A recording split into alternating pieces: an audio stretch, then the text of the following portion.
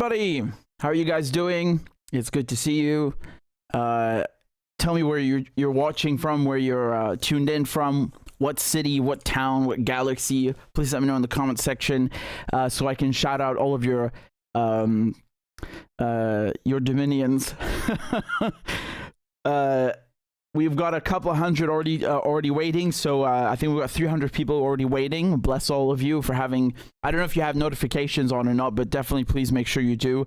And look, there we go. We've got people tuning in from Sweden, from Arizona, from Dallas, from Illinois, from Vancouver, from Algeria, from Sydney, Vice City. Stop it, Claudia. We've got Wisconsin, we've got New Zealand, Singapore, Canada, Ireland, Indonesia, Italy, Cameroon, Bulgaria, Manchester, South Africa, Australia, Argentina, Calgary, from Syria. Look at that. Isn't that beautiful? We've got the whole globe right here with us, right? That's really great. I'm very, very happy to see all of you guys. Alp says, Assalamu alaikum, Richard from Oldham. Wa alaikum assalam. It's good to see all of you. I'm very, very, very, very happy. So we have a couple of subjects to touch on. Let's get to them. I'm going to tease you, and I'm not going to start with China, Saudi Arabia, Iran. I will get to that in a second, though. Let's see what we have. Yeah. All right, just a second as I get my thing set up. And we'll be right on it. So I think we could go with this one. All right, hold on. It's like I'm choosing spices, you know. Which one would you go with? Okay, I think this is a good one to start with.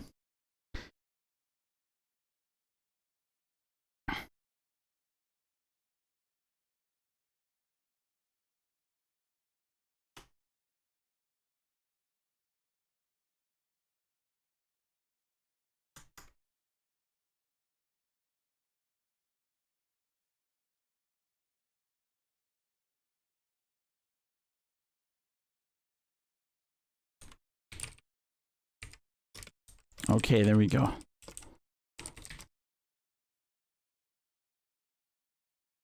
You guys know who Matt Gaetz is? Representative Matt Gaetz. We'll start with him. He had something interesting here.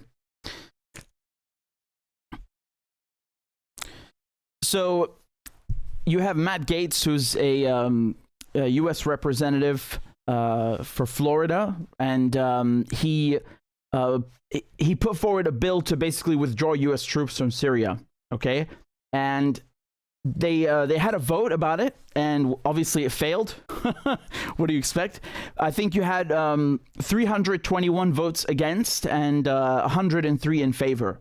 Right, and amongst those who voted in favor of it were AOC, who votes for these things when it doesn't make a difference, and so on and so on. You had some progressives, and I say this because it's a good thing that you have people all across the spectrum from both sides of the aisle who are in agreement on this, because it's obviously a very bad thing. Now, of course, I think they know from the get-go it's not going to pass, but let me show you an impassioned speech that he gave on the floor about this, and let's go through it. How has it come to be that Syria has become the great platform of great power competition in the world? Well, it always has been. I had to stop you right there. It always has been since the beginning of time, but okay. How has it come to be that Syria has become the great platform of great power competition in the world? Begins in 2011 during the Arab Spring, when Assad, who is undeniably a madman and a despot, opens fire. I have to stop you right there, Matt. Why do people always make the case for, leaving Syria the hell alone? Have to go with this. Look, they always start with, look, I know Assad is XYZ, but no, you don't. It's not a prerequisite. You can just make the case, right? No one is going to come and beat you on the hand with a ruler or give you a minus point because you said that. Just go ahead with it. You don't have to do. You don't have to do the old. Assad, who is undeniably a madman and a despot, opens fire on his own people protesting. Then part of the Syrian army defects. They engage in warfare against Assad, and all of a sudden, they got a whole lot of weapons and money being sent from the rich Gulf monarchies through Jordan into Syria. So Iran's not just going to watch this. Yeah, so far so good. I mean, there are of course some points that we could disagree on, but I don't understand why he leaves out the United States. Now again, I'm trying not to give him crap because the aim of the bill is positive. Fine. But he should mention Operation Timber Sycamore. You guys know what that is. That's $1 billion operation. I think it's one of the biggest CIA operations, although, you know, one of the biggest that we know about. And it's basically after they took down Libya, they started pumping all of the, you know, because Gaddafi, he not only had a lot of gold, he had a lot of weapons. Right, you know, man, Gaddafi was really funny. He would anyone with a cause against the West, or you know, he would just start sending them weapons. Right, you had people in the IRA who he'd send weapons to all the way up in Ireland. So he had a lot of weapons, and they took those weapons and started sending them. This is the CIA I'm talking about now. They took the weapons from Libya and started sending them into Syria. So he's correct. He mentions all the Gulf monarchies, but it's also the United States, right? And it's from early on. It's not something that just happened later by accident. Anyway, I'll let him continue. Syria. So Iran's not just going to watch this. Assad's their ally. They activate Hezbollah. They then invade Syria. So now you've got Jordan, the Gulf monarchies. No, hold on, man. I'm really trying my best not to, because we have to go point by point. Otherwise, we'll get lost. Look.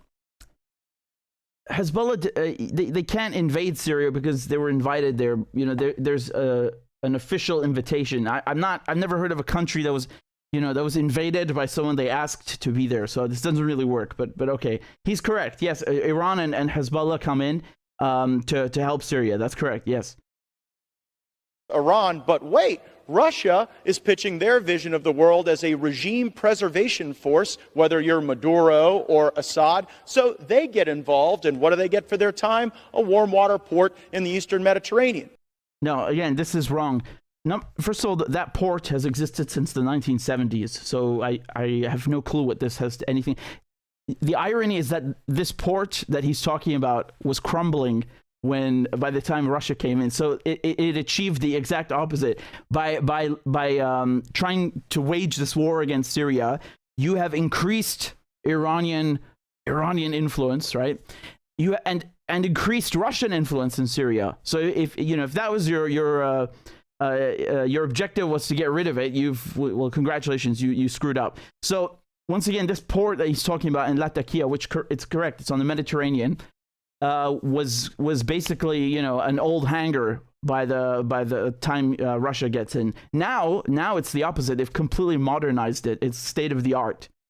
So that port has existed for 50 years. Okay. Now the other thing is that he says like Russia's trying to pitch some, you know, regime preservation. That was a mouthful. It was very funny. That's also not true because Russia had already been asked to help a couple of years before, if I'm not mistaken, by Syria, and they said no. So Russia had to be talked into this escapade, right?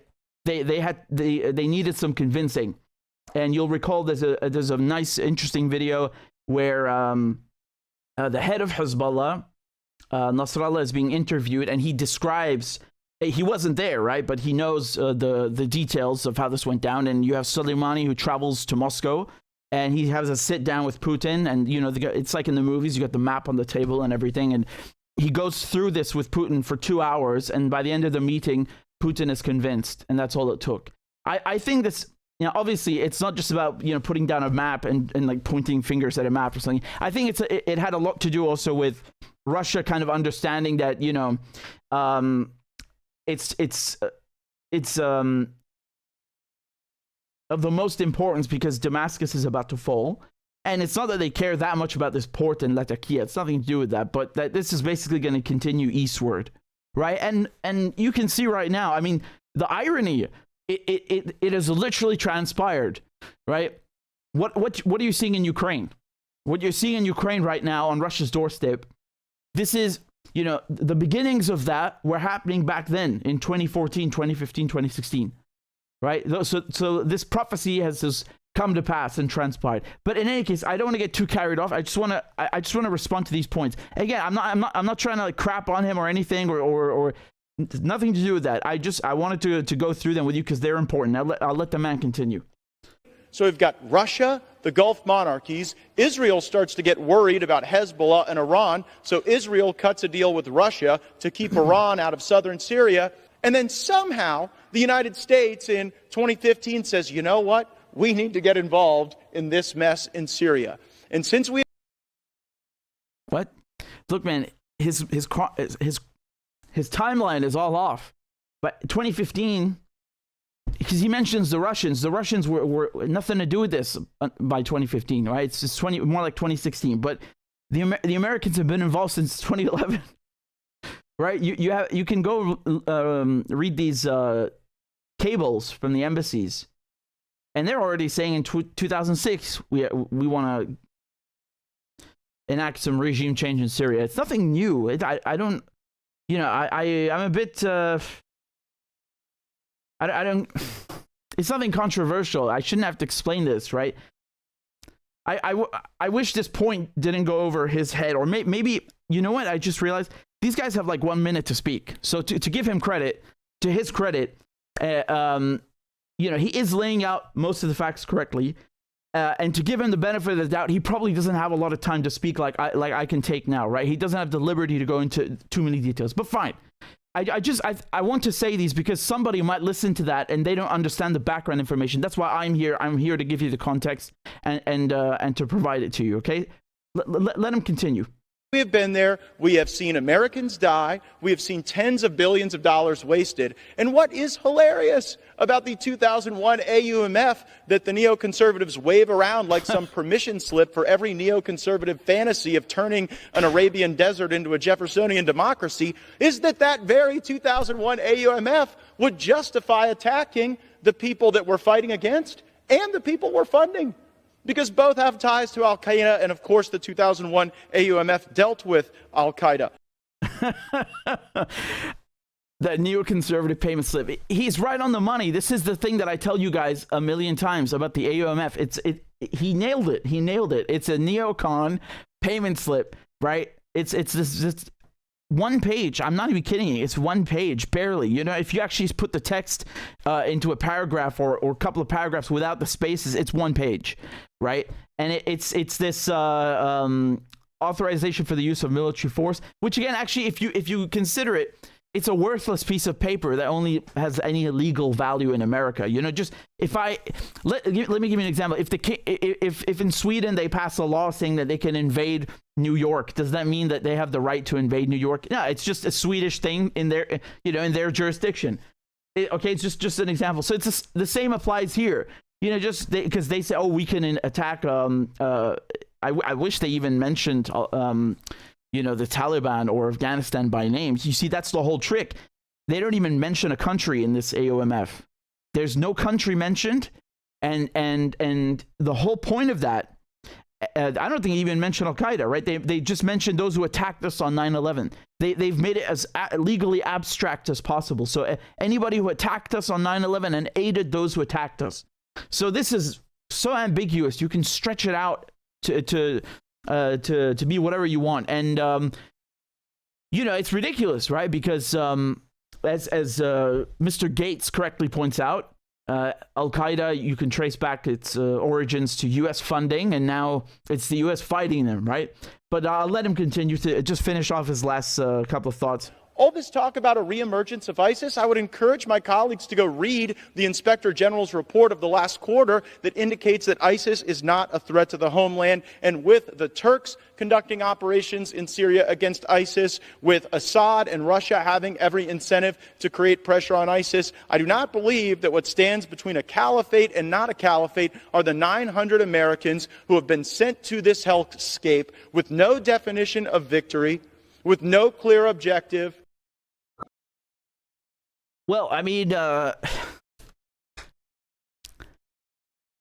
man, I just want to say a word about these descriptions that they offer, right? Like, why are these Americans in this hellscape? Why are they in this desert. No. Look, man, if anyone made it a hellscape, it's you. Yeah, you know, sanctions really bite. Arming jihadists really bites. But to get back to the main point, he is correct. It's not 900 Americans guarding oil fields who are going to, you know, prevent a resurgence of a caliphate. Because why is this brought up? Because this is the justification for the American presence, right? In their own eyes. So we have to have these guys here, or else ISIS will come back. Once again, why is ISIS there? Could you remind me?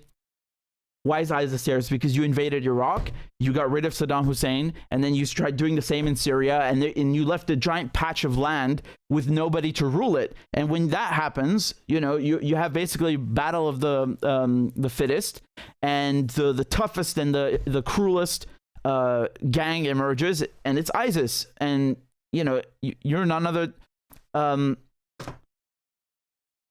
You've got none other than the US and all these Gulf monarchies that he mentioned, and the UK and so on to blame. I'll read you just his statement after the vote failed, right? Because it didn't do too well, as I told you.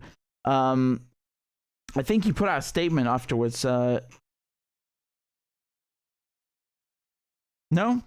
I can't find it apparently. Well, in any case, let me just read here some more of what he said.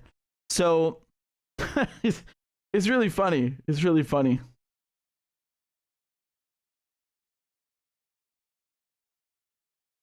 He says there are 1,500 different groups in Syria. Yeah, that's correct. Yeah, today's friend is tomorrow's ISIS. Yeah. And he says, do we have to keep 900 Americans in Syria until the last heartbeat stops of the last person who holds some sympathy for ISIS? I would certainly hope not. It would mean we would have to be there forever. Yeah, well, again, I mean, the way that this is spoken about is like America's the victim somehow. It's not true. But I understand the point he's making.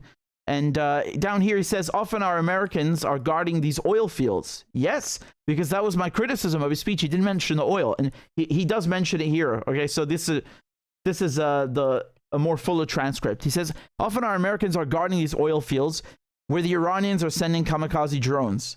And I am shocked that we have not had escalatory accident or even more casualties for our U.S. service members.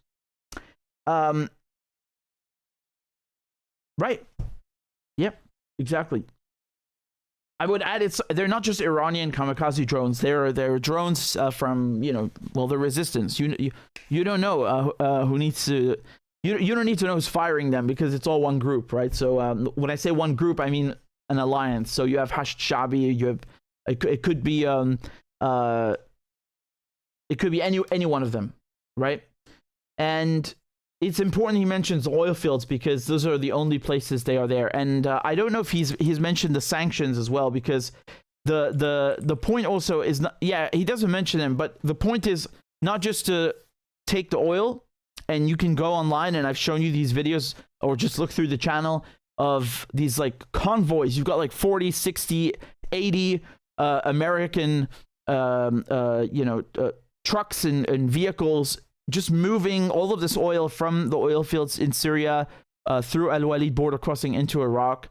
And it's not just about stealing the oil, it's also about making sure that Syrians have no oil and also Syrians have no food. Okay, so this is kind of like the stick that physically implements the Caesar Act sanctions, right? Although once again, just by virtue of the sanctions being in place, everyone becomes afraid to deal with whoever the target of the sanctions happens to be, and then that target becomes isolated, hungry, and so on. And in this case, it's the Syrian people. So, I just say one thing.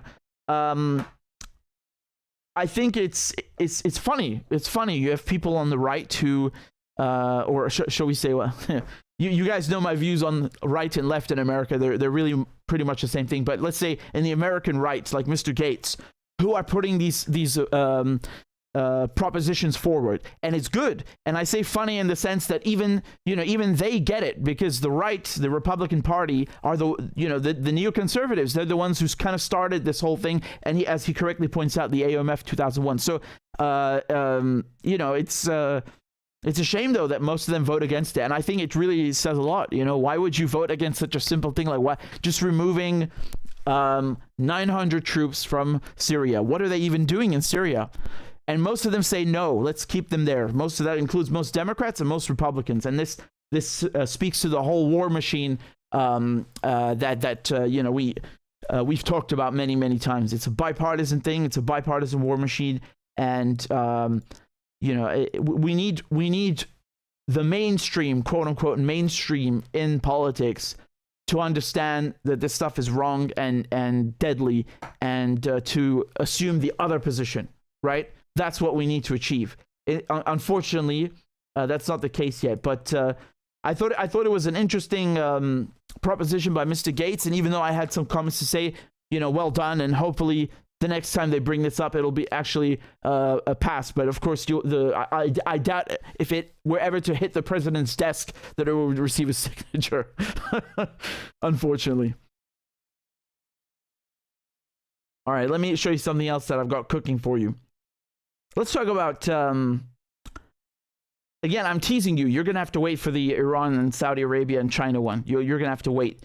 Claudia has kindly informed me that we have a code on the website for the merch. Man, this is so funny. The code is actually corn pop. I think I must have set that a long time ago and I forgot. I'm typing in the chat. It's actually corn pop. And you get 20% off of the merch with Hillary Clinton and all this crap, and Uncle Joe's Rainbow Coalition Death Cult. So I'm just telling you, Claudia's informed me that there she is. Claudia's a real one. She's just sent me the link, and we have some donations I want to read to you. By the way, just let me open them up. I see you guys were kind enough to send them while I was talking. This one is from Rob. Rob, Juno, good to see you. Rob says, thank you, Richard, and thank you, dear Claudia, and happy birthday, Mahmoud Mirhad. We've got also one more that I've missed. It just escaped, man. I was just scrolling up. Give me a second. Sometimes these super chats, the timer expires, and I have to go digging for them. Wait a second. Oh, okay, there we go. Mahmoud says, thought I'd spend some of my birthday here today. Keep up the great work, Richard. Hey, well, happy birthday to you, Mahmoud. Everybody wish Mahmoud a happy birthday, please. And we've got one from Tish as well. It says, Richard, brilliant, your speech at No to NATO, No to War. Just brilliant. Well, thank you very much, Tish. You're very kind. For those of you who haven't seen it, when I was speaking at this the No to War and No to NATO rally, I gave a speech there, and I think we just posted it. So if you want to see it, it's right here on the channel or on Twitter. I'll just hold on, let me show you. It's this one. Corn pop, man, that really made me laugh. Was that you, Claudia? I don't remember why that's the code. I don't remember who did that. Oh, there we go. Yeah, here it is. So can you guys see on the screen what I'm pointing at? Yeah, you see this one down here? That's the speech if you want to watch it. So please do. Please watch the speech. And it's the No to NATO, No to War full speech there. I really want you guys to see it because obviously I know not all of you made it. The thing was sold out. So if you didn't get a chance to watch it, please do. I think you'll find it to your liking. Here's the link that Claudia was sending. I'll show it to you in a second. I just want to make sure I got all the comments done. And one moment. I was like playing with this thing. All right. We also have one on PayPal. This is from Tara. Thank you very much. And I'm trying to look if there's a note. I don't see one, but thank you. Thank you very much. Yeah, so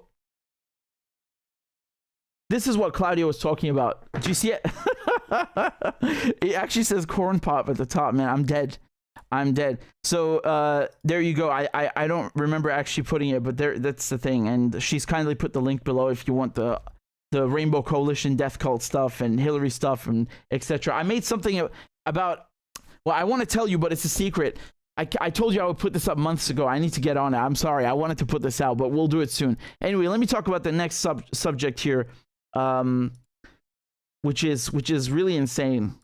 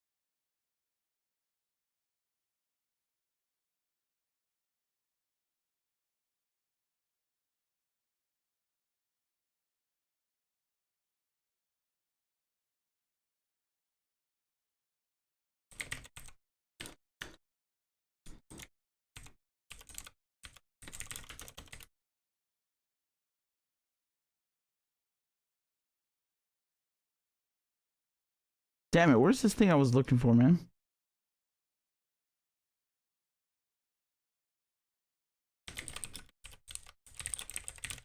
Okay.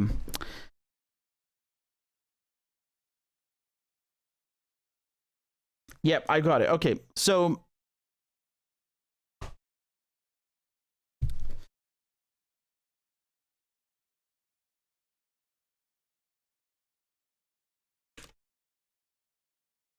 the BBC have made a complete laughing stock of themselves in the last 24 hours. Basically, what happened is they didn't fire, but they told Gary Lineker, who's the highest paid pundit that they have, to tone back his comments on Twitter because he criticized the migrant policy that the Tories are trying to push through. Okay, and Gary Lineker hosts Match of the Day.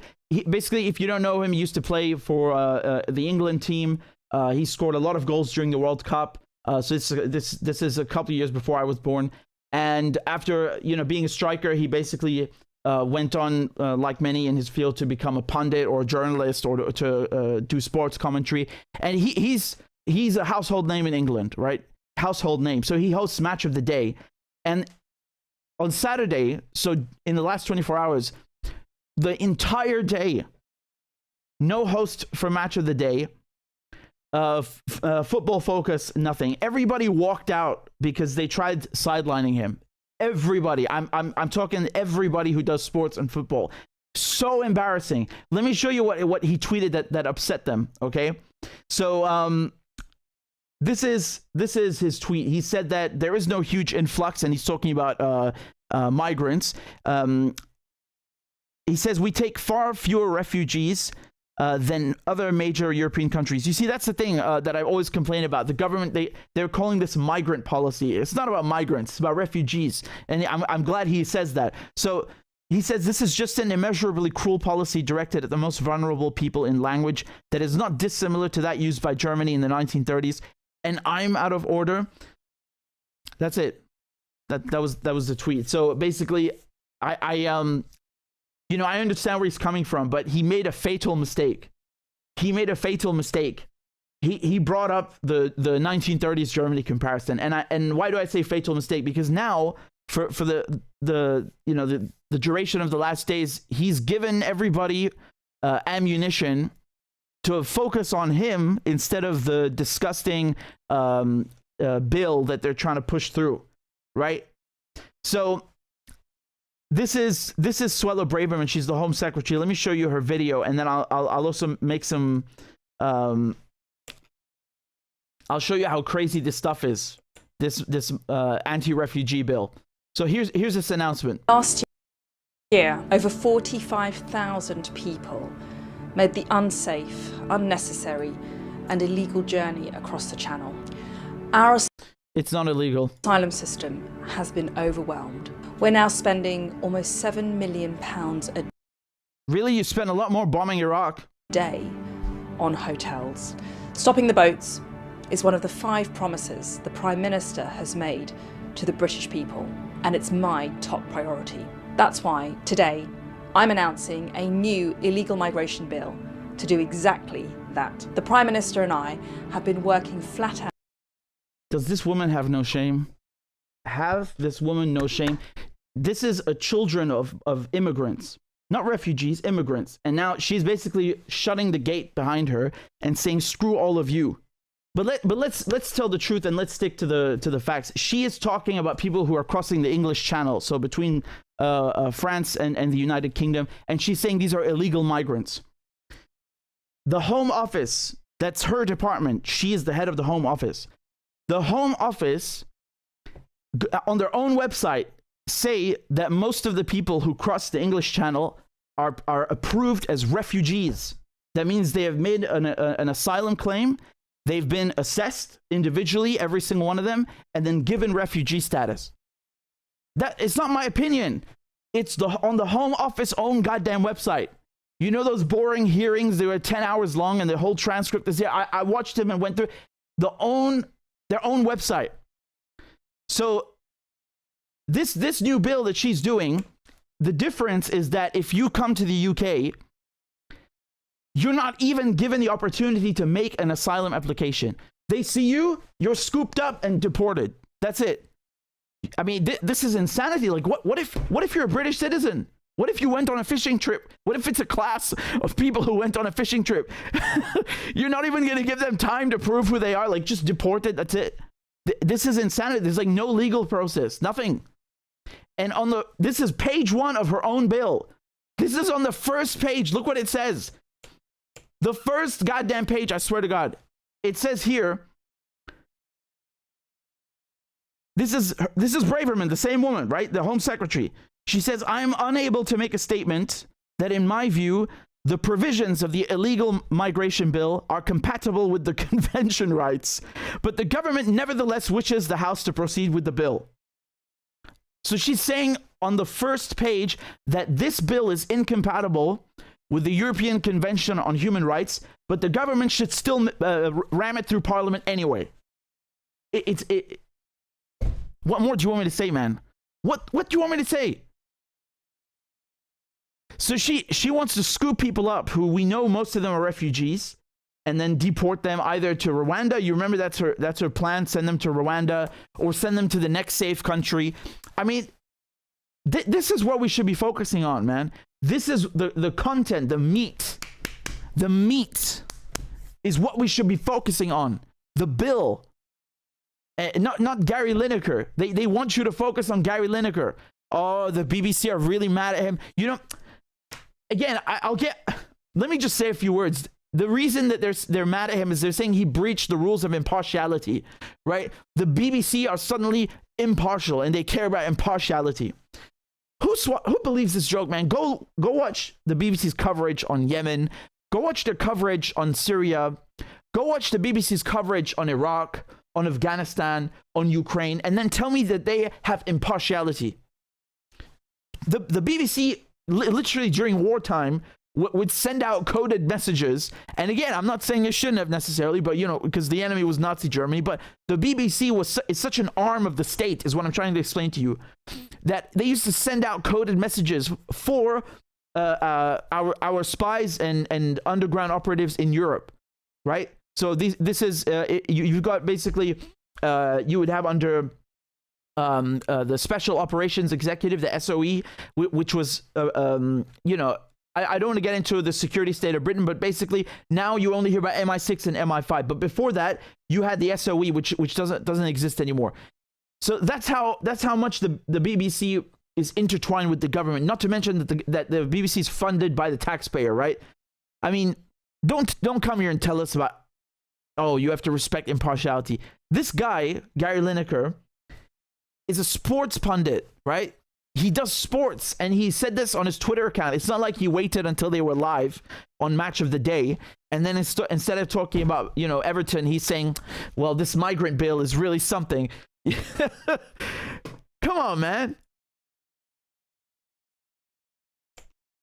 Let me show you this this question. Somebody asked the Director General of the BBC if Lineker had said something else, if he had supported the bill, would you have fired him? Well, he didn't get fired, but still, they've tried to sideline him. Look at this answer. A particular party to say, I support your migrant policy.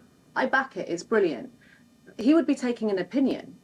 Would you have removed him from the air? If he had supported I'm not going to go through. But it's a valid I'm not point, going to though, go isn't through it? all the hypotheticals of the past. What I'm going to, But it's a valid point. what I would say very clearly is the non-answer, right? The non-answer. Just quickly again, just to bring you up to speed. Look at this, man.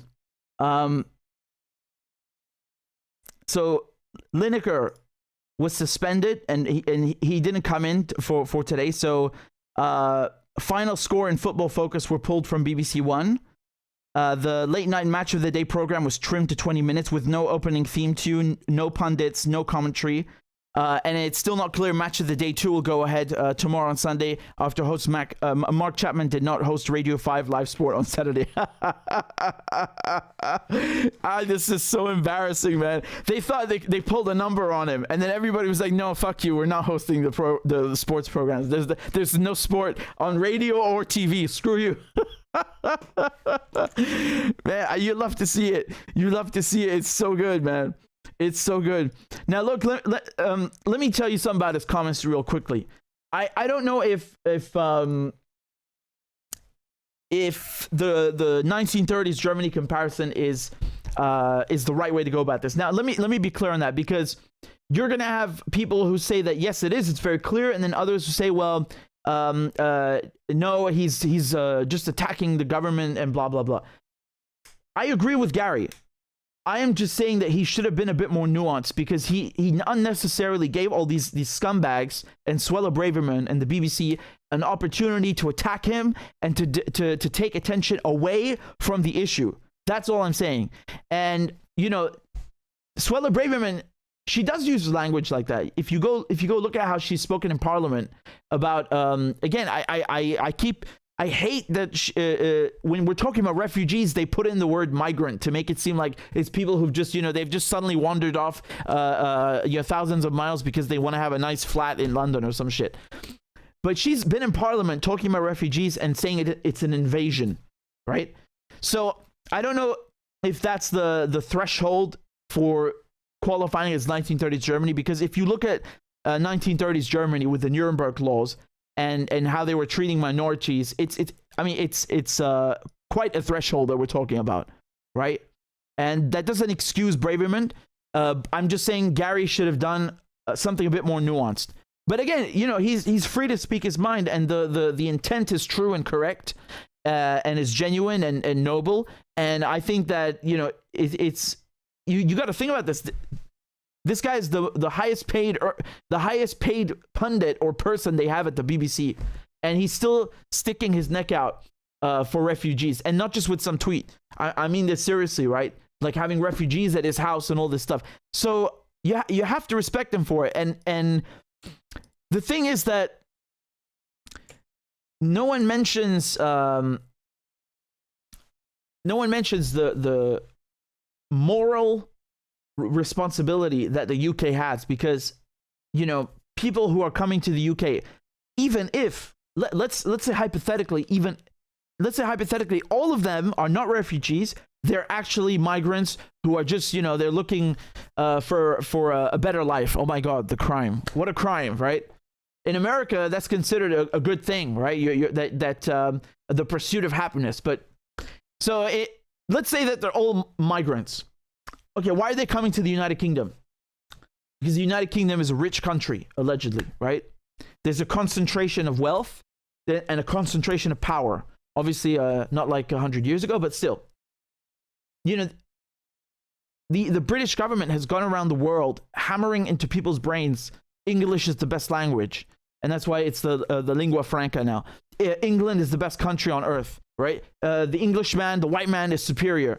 England is everything. England is this and that. And then you're wondering why the fuck people are showing up, in England, and they want to come to England. It's a lot of the people used to be under British rule, right? So you've been brainwashing them for centuries that England is the best and stealing their resources so you can make England the best. And then you wonder why they want to come to England. I mean, that's ridiculous. That is ridiculous. The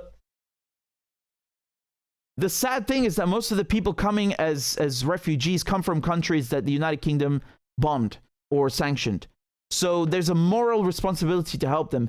Then there's a legal responsibility because of the Refugee Convention. Okay, so what Suella Braverman is trying to do is completely illegal. I mean, even just by British standards, I'm confused how you can just deport someone without any, giving them a lawyer, having a legal proceeding. This is insane. The other thing is that under the Refugee Convention, the UK is an original signatory. So it's in the Refugee Convention that refugees are going to come by irregular means, right? It's in the text that refugees don't always come through the airport, or what you would consider a regular mean. They might show up on a raft, like, crossing the English Channel. Yes. You signed it. You signed that shit. And now you're trying to shirk your responsibility. No. Come here. You signed that document. You're the Home Secretary. You have to respect that document. Either you pull out of the Refugee Convention or you abide by the goddamn Refugee Convention. Don't come here and try to have it both ways. Do you understand that? Even if someone came by helicopter, they parachuted out of a goddamn plane, they landed with a UFO, I don't care. You have to process their asylum application and assess them fairly, and if they are a refugee, you give them refugee status. It does not matter how they came. And once again, just to prove it wrong, most of the people coming in the boats are refugees by her own department's conclusion. So let me show you this now. Let me show you, this was kind of funny. You had Piers Morgan saying that he's making Gary Lineker's defense, and then Lineker said, "I'm doomed." They're saying this sarcastically. Just let me play the clip. The Day star Gary Lineker, former England striker of course, has faced down demands from MPs. He should be fired for condemning the government's migrant policy. Well, in response to a video of Home Secretary Suella Braverman explaining the scheme, Lineker tweeted, "Good heavens, this is beyond awful."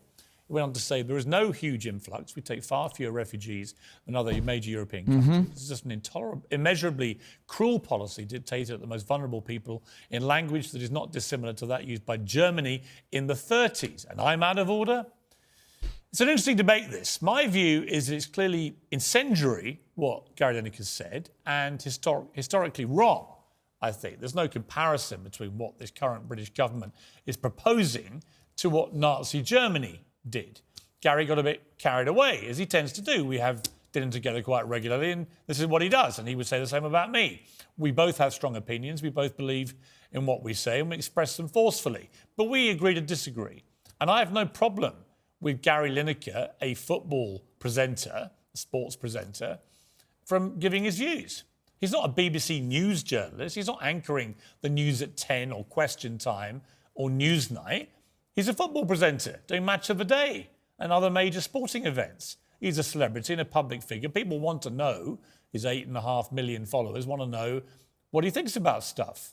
Why do we pretend that people like him exist in a sealed BBC bubble of perfect propriety where no opinions exist? I know many BBC journalists, they're all highly opinionated, but the ones that work in news understand the importance of impartiality.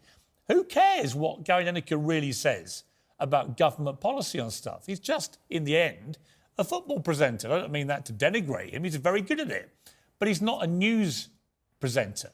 So it shouldn't matter to the BBC's news output what he thinks about the migrant situation. Now, if he said this on Match of the Day, then the criticism would... Right, this is the exact point that I made. If he had said it on his own show on Match of the Day, maybe you could, you could tell him to tone things down, and because he's not being impartial, quote unquote. I'm struggling with this a lot because the BBC are not impartial. They're never impartial. It's such a joke to pretend they even are. I want to just show you very quickly The Guardian put together a list of people on the BBC who have done things far worse than him, and they were given a slap on the wrist. The worst one, I think, was someone. What was it with Corbyn? Yeah, there's this guy called Sugar, right? Lord Sugar. He posted a picture of Jeremy Corbyn in a car with Hitler, right? Basically saying that he's such an anti-Semite that he's equal to Hitler, which is, I mean, okay, I'm not even gonna begin to unpack that one, but that's what he did. He went on Twitter, and he's got his own show on the BBC, right? So he posted a picture of Corbyn with Hitler, and nothing happened to him. That's it. Here's the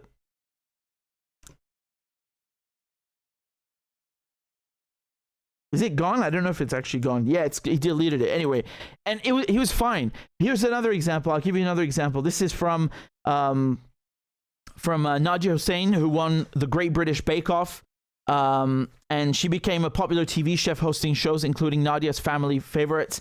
In 2018, she posted a tweet calling Theresa May a monster, a quote unquote.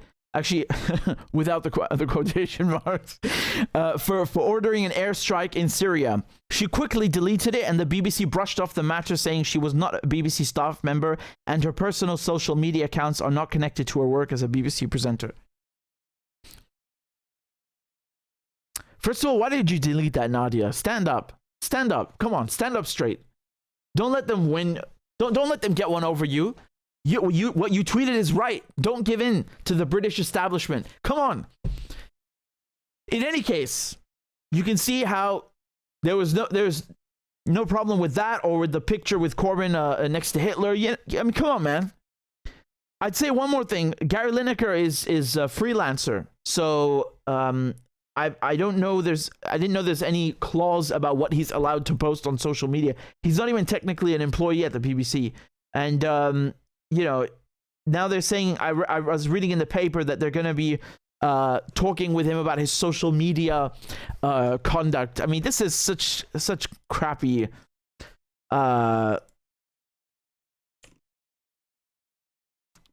It's such crappy behavior. Just let me show you something else here. This is, I think it was Braverman responding to Lineker. Well, I think it is, from a personal point of view, to hear that kind of characterisation is offensive because, as you said, my husband is Jewish. My children are therefore directly descendant from people who were murdered in gas chambers during the Holocaust. And my husband's family is very, feels very keenly the impact of the Holocaust, actually. And I, to kind of throw out those kind of flippant analogies diminishes the unspeakable tragedy that millions of people went through. And I don't think anything that is happening in the UK today can come close to what happened in the Holocaust. So I find it a lazy and unhelpful comparison to make. Maybe it's not flippant, maybe it is passion, like the passion you feel. They just disagree with you. Well, I would never make those comparisons myself. And as I said, we saw it during Brexit. I was called a Nazi just for chairing the ERG or being a Brexit supporter. I think that it's Look, man. You see, let me be real with you. I understand what she just said. I feel for her on a personal level, but she's also causing a lot of suffering to people who are seeking refuge in the UK from sanctions, from bombings that the United Kingdom and NATO have supported. And it's not equal, it's not the same thing. But now the whole debate has become about, what did Gary Lineker say? Fine, man, forget Gary Lineker, focus on the goddamn bill. Let's go back to the bill. Do you understand? This is why I don't think it was helpful that he made these comments, because it's not historically accurate and it doesn't really help the cause. You understand? They're going to seize on this, man, and they're going to hammer you to death with it, and no one is going to talk about the bill. It's frustrating, it's frustrating. And people like Braverman, like, she's looking for any way out of this crap, man. I mean, if it says it right on the tin, right? It says it on the tin. This bill is incompatible with the European Convention on Human Rights, and she does not give a shit. She wants it rammed through Parliament anyway. I mean, props in one way. Thank you for being so direct. I appreciate the honesty. Right? I appreciate the honesty. She's being direct with us. She said, yeah, this is no respect for anyone's human rights, but I still want it. Well, if it's like that, then, screw you. It's there's a lot of hypocrisy in politics, but I think British politics, British establishment, British media is like the worst of the worst. I mean, if you had to make a scummometer, okay, that's me. I've coined this, a scummometer. The British media and political establishment would be right at the bottom, because this one goes down, not up. This meter goes down, right? Right at the bottom of the scum barrel. I mean, there is no comparison. And this is putting, like, I haven't even considered the colonial aspect yet, right? This is just like that. Then on top of it, oh my God. I mean, it's these are lows so low that we are transcending dimensions. God, disgusting, really. And I'm not talking about Braverman alone now. I'm talking about all of them, Labour Party included, the Blair Party included, which is like I don't think it's again, correct me if I'm wrong, but I don't think it's been ever as so close to the Tories and open about it than ever before, right? Like kind of like Democrats are basically Republicans. It's the same thing, same thing, exactly the same thing in the UK. Labour Party and Tories, like two birds of a feather. This kind of stuff, this illegal migration bill, which has nothing to do with migrants and everything to do with criminalizing refugees who are incidentally escaping from UK policies. The Labour Party is going to do absolutely nothing to oppose this, and I don't need to predict this.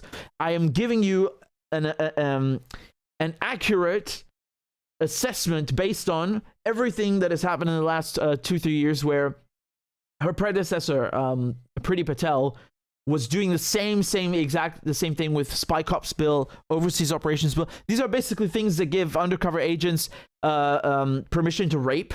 Like, this was even brought up through passage. Like, are you sure you don't want to include a clause that prevents undercover agents from raping and killing people? Like, just to have that in there. And they're like, no, fuck this.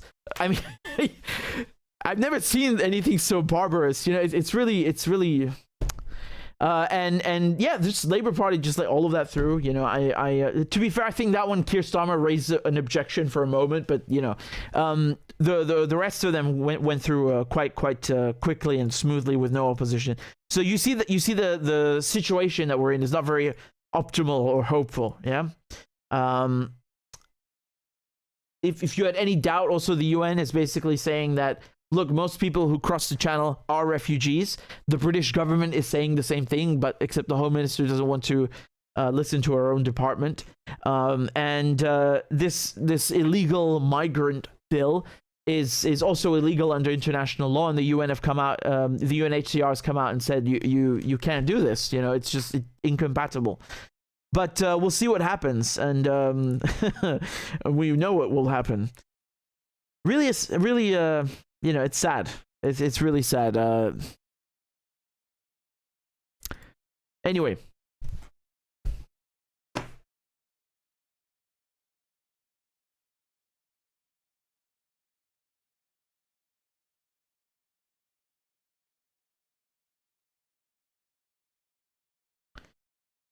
But what I just said, by the way, with Labour Party here, here's Yvette Cooper doing exactly what I told you. Lineker has weighed in on this. Do you support what Mr. Lineker has said in his tweets? No, I don't. I think that was wrong. I think he was wrong to say that. Because, if I can just ask you to expand. So I just don't think you should make comparisons with the 1930s. Fair enough. So, look, we can have a debate about all sorts of different aspects, and people will take different views about different aspects of policies. Yeah, but the thing is, you don't have those debates, do you? You don't have them. You never do, and you let the Tories do everything they want. That's the problem, yeah? And issues and so on, but I don't think you should make those sorts of comparisons. Does he get a red card for that event? I think that's a matter for the BBC. You know, the number 10, so the Prime Minister, they've put out a statement, and they basically, I think this scandal is not going so well for them, so they've tried to distance themselves from the BBC, kind of suspending Gary Lineker, and they said that, well, this is not a matter for the Prime Minister, but, you know, it's a matter for the BBC, and it's kind of funny, honestly, right? I didn't think they expected people who the other sports hosts to just walk out, and you know, you have the BBC scrambling to fill in the programming on the radio and the TV.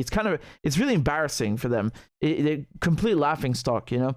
But again, the focus should be this piece of toilet paper that we have here, this illegal migration bill, which again has nothing to do with migrants. You know, it's pretty crazy. You know, it's I've gone through it. It's quite despicable. And like I said, they just want to round people up and get them out of the country. There's no trial, there's no process, there's nothing. That's it. You're out.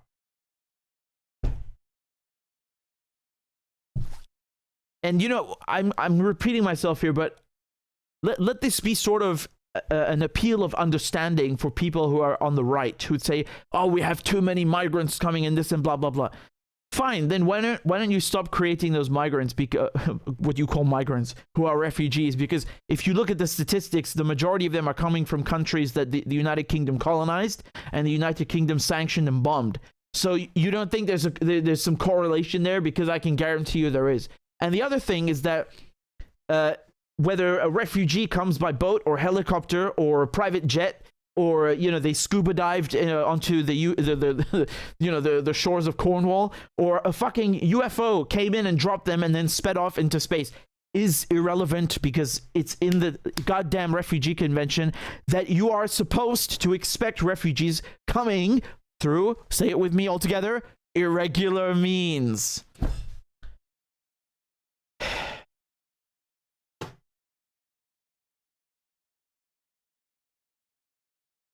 Shall we move on to Iran, China, and Saudi Arabia?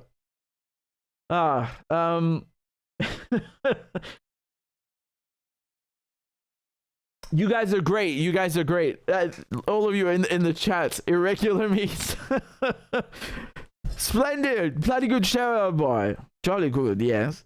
So please, just please make sure you've hit the like button. I see there's about 200-300 among you that have not pressed the thumbs up button, the like button. Thank you for the donations. Please let me read out your comments. And again, I don't know if Mahmoud is still watching, but happy birthday to you, Mahmoud. And let me just check quickly if we got any more.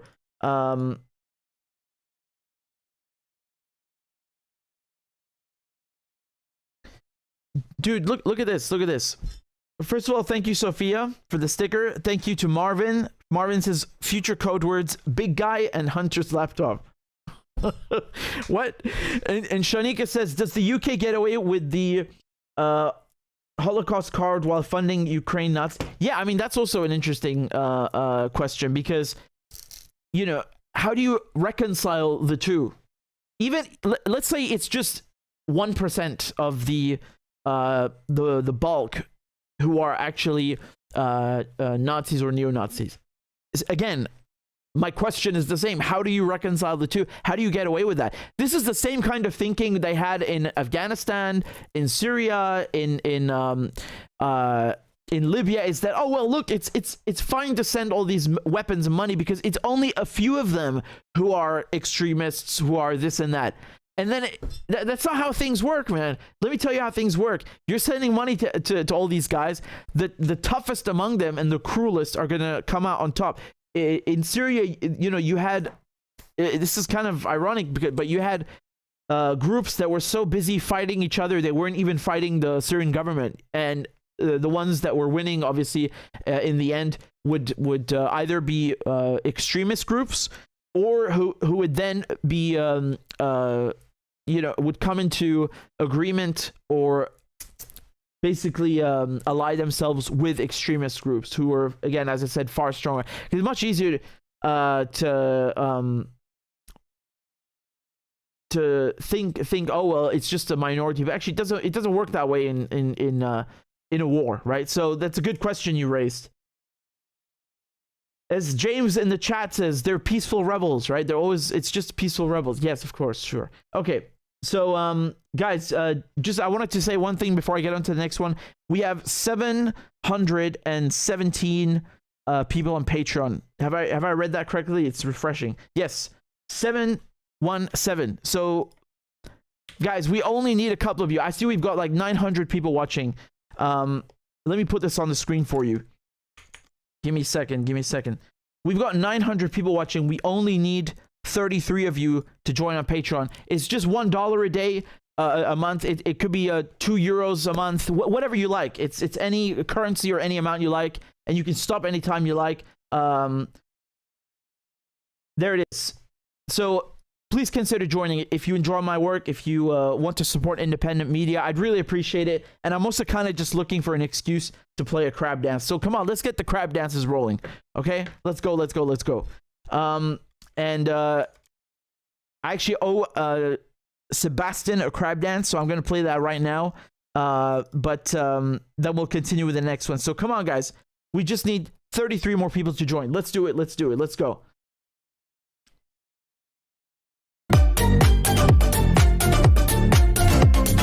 Clap for that, you stupid bastard. And Corn Pop was a bad dude. And he ran a bunch of bad boys. Listen, fuckhead, you have fucking crossed the line, claiming I'm the enemy. You got that, you goddamn son of a bitch? I don't give a fuck what you think, bitch. Good morning. Sunday morning. Cut that bitch off. Thank you for Iron Dome. Which is a technical marvel. والله انت كلاب بصراحة يعني. ماشي نشتغل عادي. We lied, we cheated, we stole. China.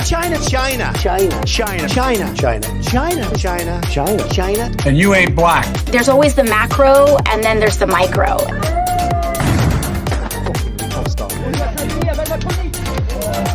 Do not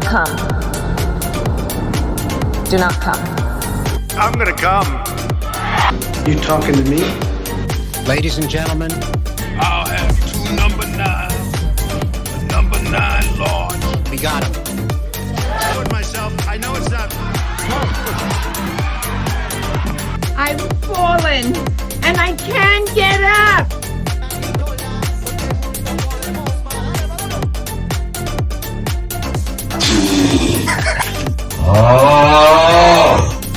Disgusting! Why you take this? Why, you're getting nervous, man. Calm down. It's okay. Suck my dick and choke on it. I yield my time. Fuck you!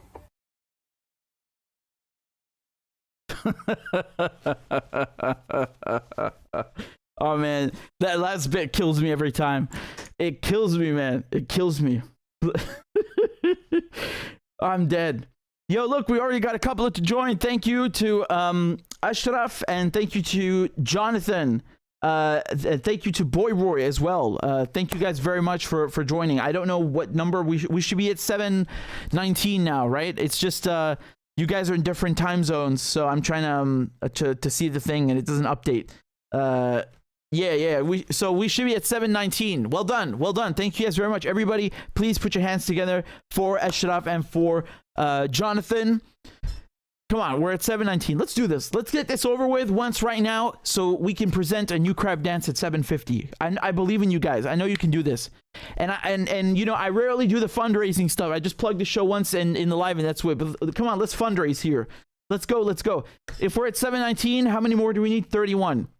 31 heroes and champions of the resistance among you. Let's go, baby. Come on, I want to do the Iran segment, all right? Maybe I should just I should boycott doing the segment until we reach until we reach 750. It's like that's it. It's not a new crowd dance. I'm not working.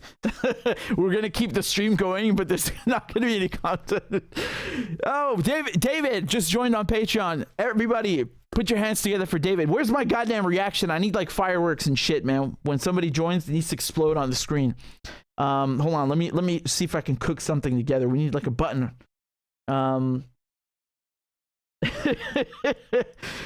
Man, I'm dying to get to that pinata end game at 1,000, right? Whoever the 1,000, you know what I should do? We're not gonna have a vote. Sorry, it's authoritarian, but not for me. It's gonna be for the 1,000th Patreon. Okay, so whoever that person is, they get to decide what the pinata is. All right, they get to pick the politician. Okay, and you guys, I swear to God, you better pick a neoconservative or I'm coming down there to beat your ass with that pinata. You better pick a neoconservative that I don't like. All right, come on, man. Let's go. Where are we at right now? Are we at we're at 720, right? We should be at 720. We got David, Ashraf, Jonathan, and I think Boyer was yesterday, but thanks to them anyway. And we should be at 720 now, so we need 30 people, just 30 people to join. Come on, bring it on, bring it home. Yay, we got a new one by someone whose name is literally not there. I don't know what your name is, but thank you, whoever you are. How's this fundraising thing going? Am I doing well? Thank you very much. Invisible character said, yo, fill me in on this one, man. What did you use to make the characters invisible?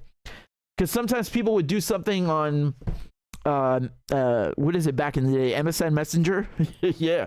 Or you got to tell me how you did that invisible character. It doesn't work anymore. All those tricks are outdated. Oh no, their name showed up. Do you want me to say it or not? I don't know if that was like something you did on purpose, but well,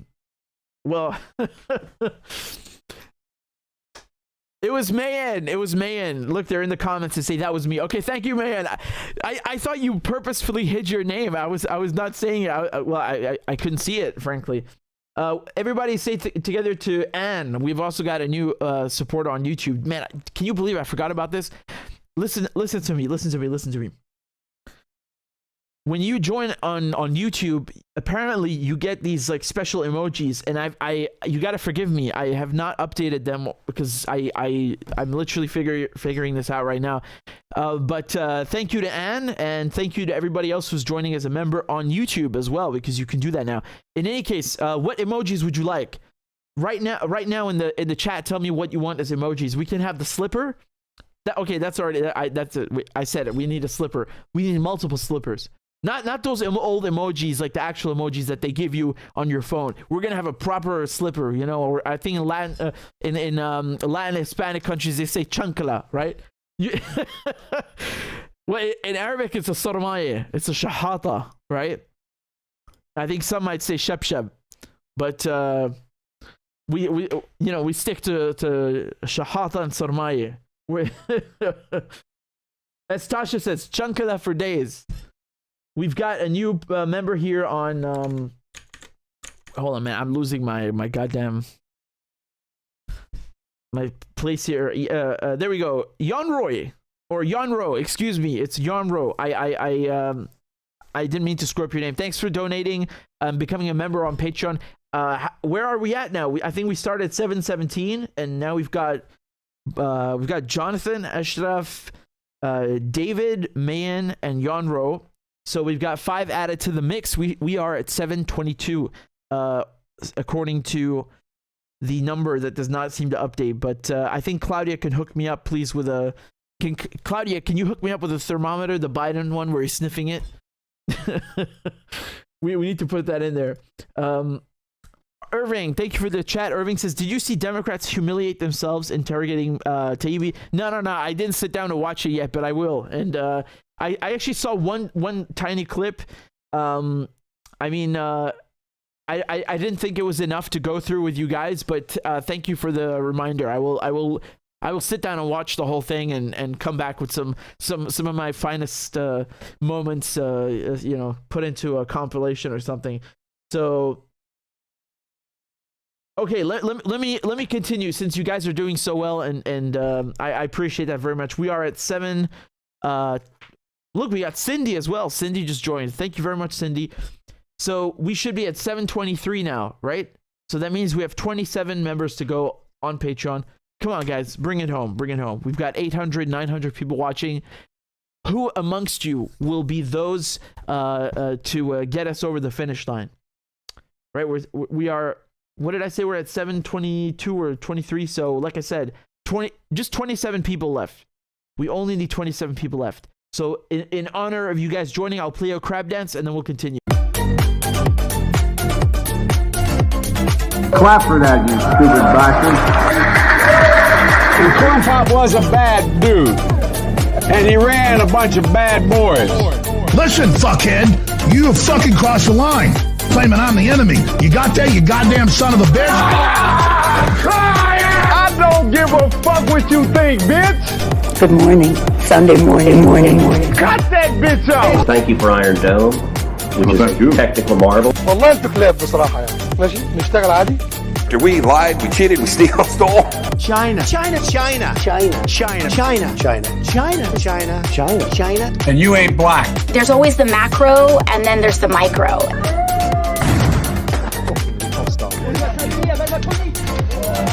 Do not come. Do not come. I'm gonna come. You talking to me? Ladies and gentlemen, I'll have 2 number 9. The number 9 large. we got him. I told myself, I know it's not. I've fallen and I can't get up.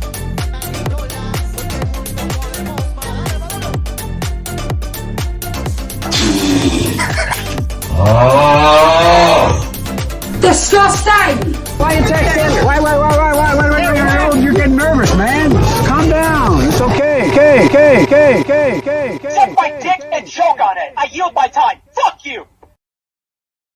Hey, there we go, baby. That's how we do it. All right, very, very good. Very good. Let's get started on the next segment. I've been teasing you guys with this one. Man, I'm trying to. I mean, this is a ticket to flex. This is made in Palestine, but for the moment, we want to keep it fresh. So, let's get the pattern going. Okay, let me. God, Joe Biden is such a. I'm not even gonna say it. Excuse me. So this is an absolutely groundbreaking diplomatic milestone. You have China mediating and helping Saudi Arabia and Iran to reestablish diplomatic ties after what is it now, 6-7 years. I mean, this is absolutely groundbreaking. I would go as far as to say that the fact that China is the one mediating the deal is just as significant as the two reaching one in the first place, because the Chinese have basically cemented themselves now as a regional power, really. And I know people are going to say, well, they've been doing that for a while, and it's true. No. This is their best play yet. And let me show you just the signing ceremony, and then we'll get more into details. And then we'll go more into detail. Central Committee and Director of the Office of the Central Commissioner for Foreign Affairs. His Excellency Al Iban, Minister of Defense and the National Security Advisor. They were basically reading these out in each language, in English, in Arabic, and then Farsi and Chinese. And here is the this is Wang Yi, who's the head of China's foreign ministry. So they're basically the top diplomat here. He gave a little interview. 沙伊双方达成了重要的协议，宣布恢复两国的外交关系。我认为这是对话的胜利，是和平的胜利。这个协议也为目前动荡不安的世界提供了一个重大的利好的消息。 I mean, just look at the difference in the language. Just look at the difference of behavior. Look at the difference between China and the United States. When the United States, when Britain, when we go to the Middle East, we steal oil. We take the resources, we plunder the land, we colonize them. You know, the French, the same thing. You know, look at the Chinese. Look at the difference. Look what they have done. You know, the United States has been in the Middle East for 20 years trying to fix the region. You know, white man complex. And what do you have to show for it? Nothing. Zero.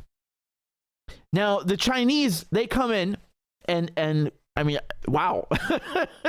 You know, this is a supposed strictly, you know, the Chinese Communist Party, and yet suddenly the Chinese Communist Party, who according to Pompeo is such a threat, they're able to mediate between a Sunni kingdom, right, and a Shia republic. I mean, they got to be doing something right. Okay, they got to be doing something right. And this shouldn't surprise you if you know your history. You know, the Chinese mediation diplomacy, this is a Chinese trait. This is a Chinese policy, and it goes back millennia. Okay, that's the difference. That is the goddamn difference. That is what China is able to get over 100 countries to join the Belt and Road Initiative. That's why China is able to undertake agreements and work out deals with other countries in peace without sending its soldiers there or building a base there, right? There's mutual respect. You know, you give me this, I give you that. I help you now, you help me down the line. Not, oh, I'm going to send in my warships, I'm going to send in my drones and intimidate you into giving me what I want while I'm pretending to help you at the same time. Big difference. Huge difference. This is why I'm telling you that the Chinese brokering this deal is the icing, and it's not just the cake, the icing, it's also the cherry on top, all in one. Okay, this is so embarrassing for the West. It's so embarrassing. All you hear, you know, you go to these supposedly fancy foreign policy schools where they teach you nothing but, you know, Western superiority complex, and they'll drum into your head like, why is the Middle East in such duress? Right? It can't be because of us. You know, we are only doing peaceful things over there. No, it's not because of us. Oh, I know why. It's because you have these Sunnis who are fighting these Shia, and they just hate each other. And you know, that's the logic, right? And they can't. There's no peace because of this, because Iran is supporting Shia groups and Saudi Arabia is supporting Sunni groups, and that's the root of all the problem. It's just a bunch of, you know, people in caves running around killing each other because of their religion. Okay, yeah, sure. So how do you explain this then? How do you explain this? Man, it's like, you know, in Iraq, after the invasion of Iraq, the invasion itself was a huge crime. But then you had this, quote unquote, a sectarian violence flaring up. Like it just came out of nowhere like a volcano. No, that was the United States. That was the United States creating the environment for something like this to happen and fueling that fire. And allowing this to transpire in the first place. How come you never had that before, right? You had issues, but not to this degree. So they'll take whatever fissure there is, whatever crack, and then try to expand it a million times. The Chinese, on the other hand, they do the opposite. They're like, look, you guys can work together on this. You can, resume these economic agreements that you had, which is part of the agreement. The deal, and then they try to show them what the benefit is and what they can work on together. That's the difference. Now, you're going to have people say, well, the Chinese are just doing this because they want oil. They're already buying the oil, man. What are they going to get, a couple of cents off of every barrel? They're already buying the oil. You know, with Iran, they're not even really paying for it. I mean, they were already paying for it in infrastructure, right? But now my point is that you're going to see them maybe undertake deals in other currencies. Do you understand? So that's something to watch out for, because you have a lot of oil deals being done now in different currencies, even rupees or dirhams or whatever. So I'm interested to see if there's going to be any progress in that regard. But it's undeniable that you have Saudi Arabia, with its own sphere in the Middle East, sphere of influence, and the same for Iran. There's no question about it. I mean, just to remind you, look at the map. Okay, these are regional and you can argue in many instances global powers, right? Saudi Arabia backs the petrodollar. It's the backing of the petrodollar. Iran is not the leader, but a crucial member of the axis of resistance. So it is so interesting for once to see Saudi Arabia, leaning towards the east instead of all the way, towards Washington. And you saw that with the Saudis saying they want to join BRICS, right? Iran saying the same thing, but that was a bit more expected. And you saw the Saudis cutting oil production and then kind of embarrassing Biden with no deal. And now this is really cementing this line of progression in terms of where Saudi Arabia is going to go, because seeing China as the mediator is really just as important as having the deal itself. And I think this is a huge win for them on the world stage. Let me tell you just over here the reaction from the. Let me show you just over here the reaction from the Pentagon. Right, this is John Kirby, so their spokesperson. I want to begin with the initial reaction here from the administration on China brokering this deal between Iran and Saudi Arabia. Good news, concerning news, or both? Anything that can bring tensions down in the region is welcome, Chuck. And if this can help us end that war in Yemen, if it can help the Saudi people feel more comfortable that they're not going to be attacked from Houthi rebels that are supported by Iran, then we welcome that. We think that's good for the region. I think it's important for people to remember that one of the reasons that Iran was willing to sit down at the table was, in fact, the pressure they were feeling internally from their own people and externally from the rest of the world by the way they're supporting Russia and Ukraine. I want to begin with. Okay, Kurt. Okay, John. Okay, I really, put aside from what he's saying, I like Kirby because his name is funny. He looks funny. He looks like someone who would be in The Office, in the U.S. version. He makes me laugh, and you have to laugh otherwise these people are gonna make you cry, man. Anyway, it's so funny. Like he's dying. He's dying to just shit on Iran, and he's biting his tongue so much. He's like, anything that has peace in the region is good. It's Houthi rebels. Oh man, that's fucking funny. That was really funny. But look, listen. He mentioned Yemen, so let's talk about Yemen. I tweeted this originally in my in my commentary on the deal, and. I mentioned Yemen specifically because the war in Yemen is something that was done with the backing of the United States, right? So most of the people that are in Biden's administration now actually started the war in Yemen. And I find it so insulting and ballsy that he just sits there and is talking about people don't like having Houthi rebels attack them and so on. And hopefully this brings a war to the end in Yemen. Yeah, which you started. Anyway, facts aside, it's a side point, right? This hopefully is good news for Yemen, because if the Saudis listen to reason. And again, I don't like. It makes me sad. I'm saying this in parentheses, but it makes me sad that we have to take such a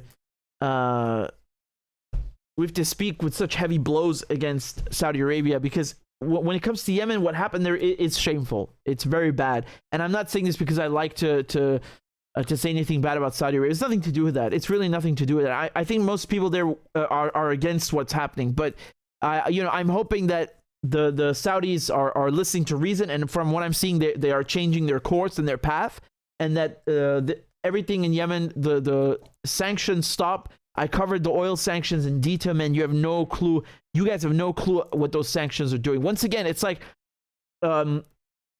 it's almost just as bad, if not worse, than the bombs themselves. Really, it's very easy to picture bombings, but when you put oil sanctions on a country, you destroy them. Lebanon is the second area, because Lebanon is how can I explain this? Lebanon is a country that is wild. It's the Wild West of the East. and any second you could have, something ridiculous and crazy happening. And again, I say that with passion, with love to Lebanon, just as I speak with about Saudi Arabia. But my point is that Lebanon is very diverse. You have different factions, from Christian groups to Shia groups to Sunni groups. It's very, very, very diverse. And some politicians inside of Lebanon, are connected to Saudi Arabia. Basically, they enjoy good relations with each other more than others, right?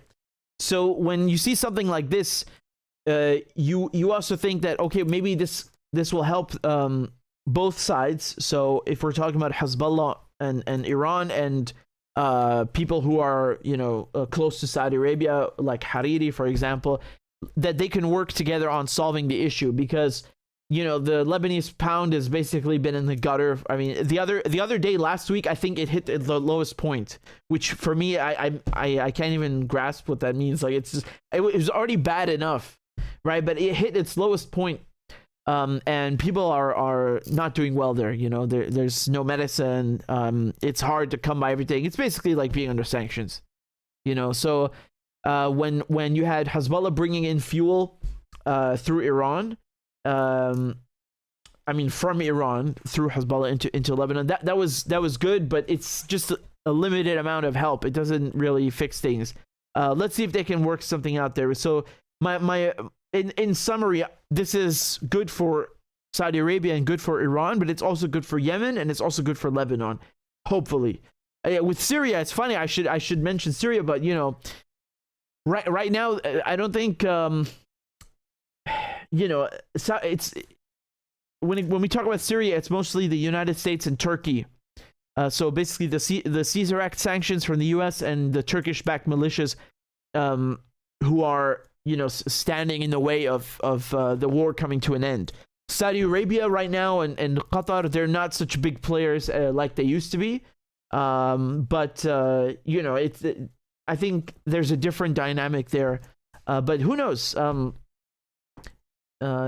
You might see also Saudi Arabia having better ties with Syria as a result. Most Arab states are doing that already anyway, so this might be the push they need. But we'll see about that. Syria is kind of a side point in this discussion. For me, the biggest point here, like I said, is that the Chinese. This is so good for them. No one expected this. I don't know anyone who expected this or saw this coming, because they've been having talks together in Baghdad in Iraq for a couple of years now, about this. So it wasn't clear that it's going to happen now immediately. There wasn't any sort of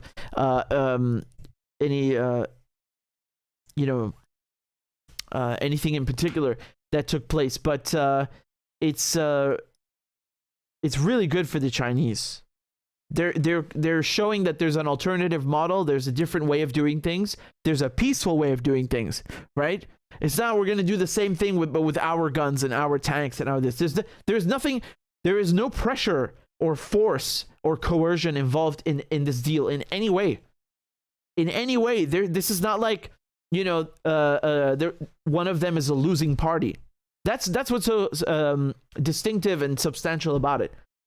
And the Chinese being the ones who brokered it, I think for me is like I said, it's just as magnanimous as having the reestablishment of ties itself.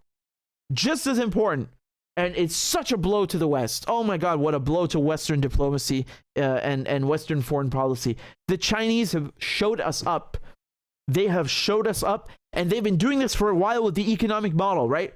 So we thought, okay, we can use the Chinese as a workhouse, where we produce all our goods and then ship them off over here, and we can use their people for cheap labor. And then the Chinese are trying to show us up. Well, not trying, they're starting to, right?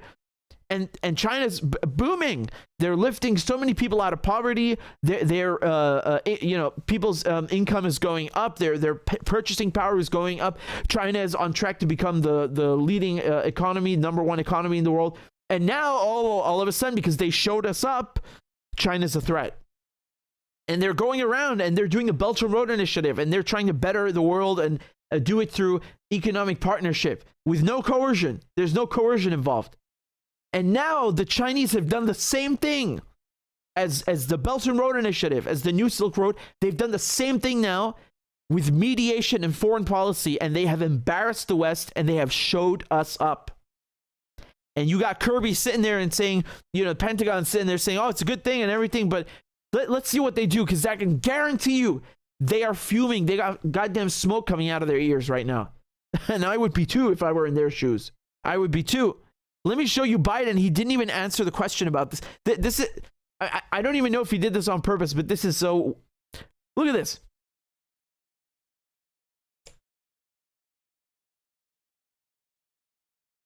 What are your thoughts on Saudi Arabia and Iran reestablishing diplomatic relations, sir?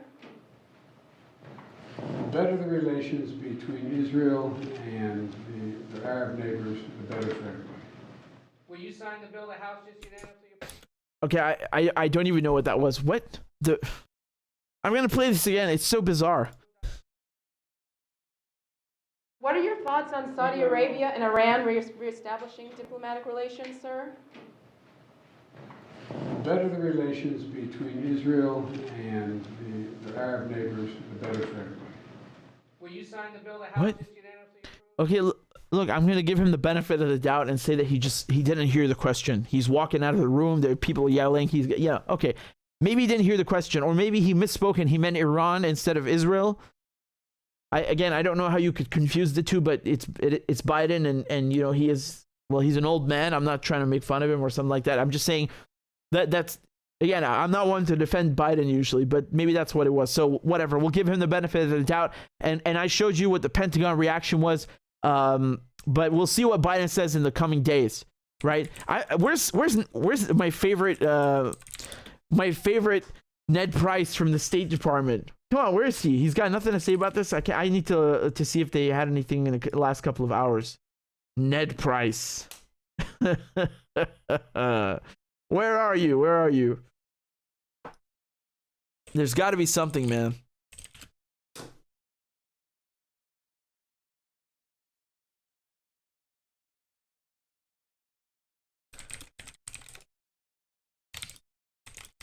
Give me a second. I'm just looking things up.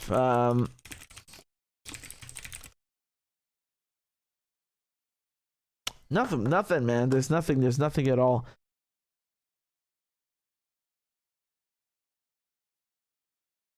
Here's an NBC article saying, what does the Iran-Saudi Arabia truce mean for Washington's standing on the global stage?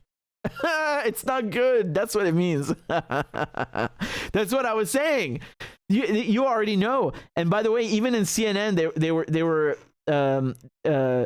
pointing this out in CNN. Look, China has forged good diplomatic relations with countries across the region, driven by strengthening economic ties without the Western lectures on human rights. Yes, you're starting to get the picture. Well done. I was shocked they even wrote this in CNN. I was expecting more, China bad, China communist, China this, China that. So,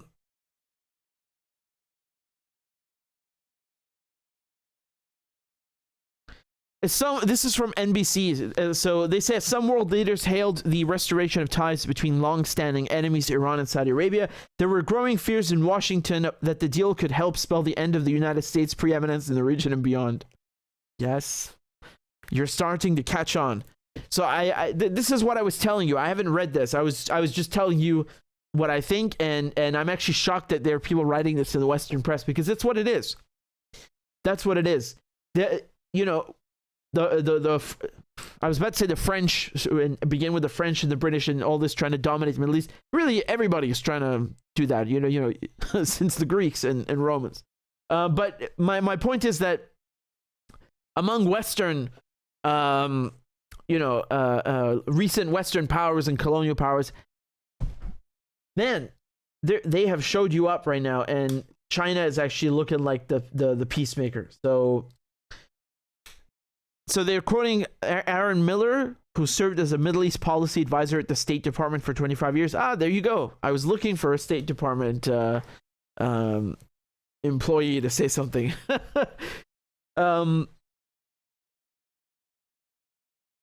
he said it was really stunning that the Saudis had cut a deal with the Chinese and the Iranians. He said, I think it demonstrates that the United States' influence and credibility in that region has diminished and that there is a new sort of international regional alignment taking place, which has empowered and given both Russia and China newfound influence and status. Yep. It's called BRICS, right? It's called the New Silk Road. It's called the multipolar world. My friends, I told you when the Ukraine war started and we started seeing these ripples in change. This is one of those waves. It's not a ripple. This is a wave of change that you're witnessing right now. Live with me, we are witnessing the world stage beginning to shift and take on a new form.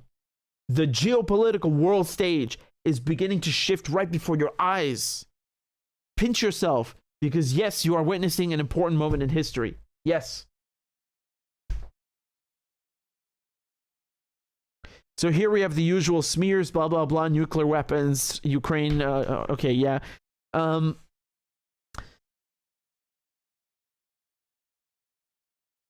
Honestly, I'm kind of, like I said, I'm kind of shocked that they're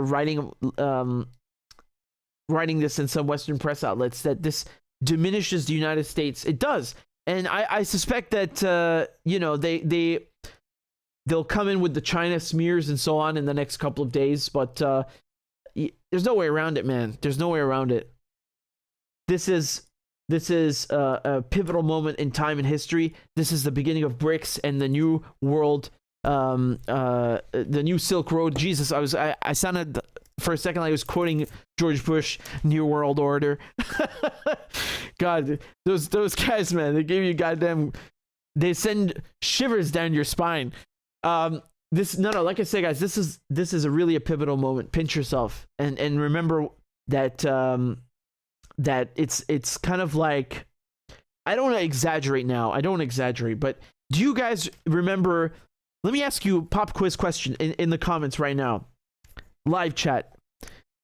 What is the moment that the French and British lost their status as powers on the world stage? What is the moment? Tell me right now in the chat. Let me see what you got. Let's go.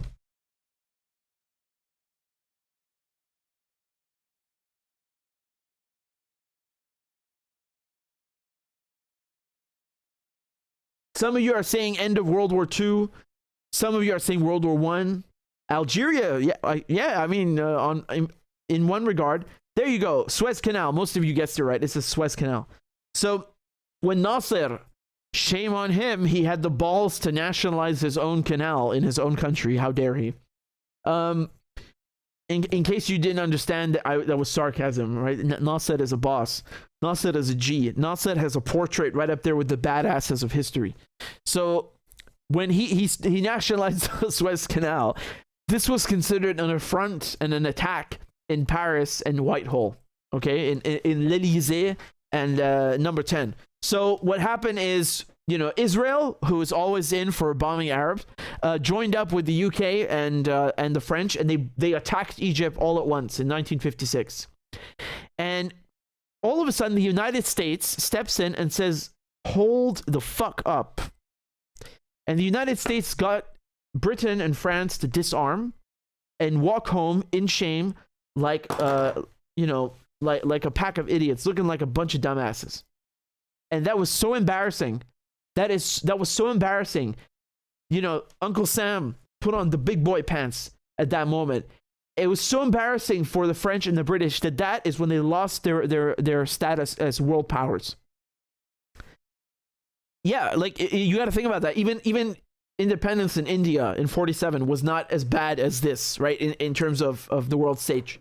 So I don't want to exaggerate, and I don't want to say that this is the same for the United States. Maybe in a few days we'll change or a few years we'll look back at it differently. But it's starting to smell like it, right?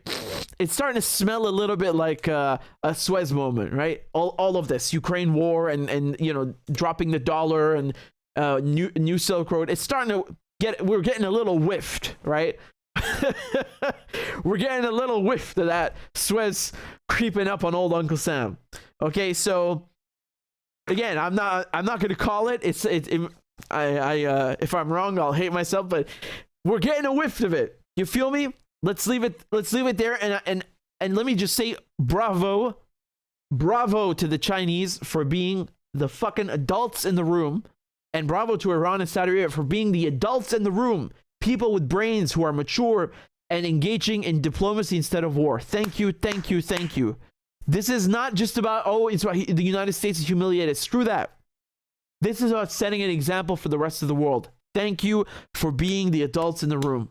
Everybody give them a round of applause. This is dope. This is dope. Thank you guys very much. Really, you'll love to see it. You'll love to see it. It's so good. It's so refreshing. You know, isn't it nice to wake up to some news and like, oh, look, these guys, they buried the hatchet instead of, they're bombing this, that's good. That's good. Really, it's good. Look at the chat. Oh, man. I love that comment from Dan Emo 592. He says it's not Xi Jinping, it's Xi Jinping. I love it. Very good. That's good, man. That's very good. BRICS power, baby. Champagne to the BRICS. That's very good. I love all of your emojis and all this stuff. We're very good. Lewis says, here's hoping they follow through on it. I think they will. Just to address your not concern, but your cautious and, shall we say, well posed comment. I think that if they don't follow through on this, whoever that may be, whether it's Saudi Arabia or Iran or China, this will be very, very, very damaging. They have every intent and shall I say every motive in the world to follow through on this. And let me argue why from every side. The Chinese, man, they're looking like as one of you said, Xi Jinping's right now, you know. This is very, very good for their reputation and persona and on the world stage. Now, when it comes to Iran, you know, Iran has had closer. I don't know if you would say really that much closer ties, because both of them sell oil to China, which is another interesting aspect. But you know, Iran is generally speaking, I would say, closer to Russia and China than Saudi Arabia. And I say this not just because of they sell oil, but because, you know, Iran has had China and Russia's back. Sorry, it's the other way around. Basically, China and Russia have backed Iran during the nuclear talks, right? So that's why Russia and China are very important to Iran, and why the three of them are close. And you saw also Russia is receiving arms from Iran during the Ukraine war. So, you know, I'm speaking politically as well, not just economically. Given that, Iran has every incentive and motive to follow through. And when it comes to, one of you correctly points out the Shanghai Cooperation Organization as well. Yes. When it comes to Saudi Arabia, you know, they're looking where the wind is blowing, and it's not in Uncle Sam's favor. Yes, I'm not saying they're solely opportunists. No, I'm not saying that. But I bet they're wondering what the U.S. is going to make of it. You know, last year when Biden went to visit Saudi Arabia, and they did this fist bump, you know, Biden thought that he can walk in and very cool and that just by virtue of his presence, the Saudis would cave in and so on. And there was no deal. You know, American presidents, a lot of American presidents, every single one of them has visited Saudi Arabia, right? Usually they roll out a red carpet. I mean, it's not just because he's an American president. You usually do that anyway. If I'm not mistaken, I feel like I'm dreaming because it's so offensive. Did they actually roll out a red carpet for Biden when he went to Saudi Arabia? I think they didn't. Yeah, they didn't. Right?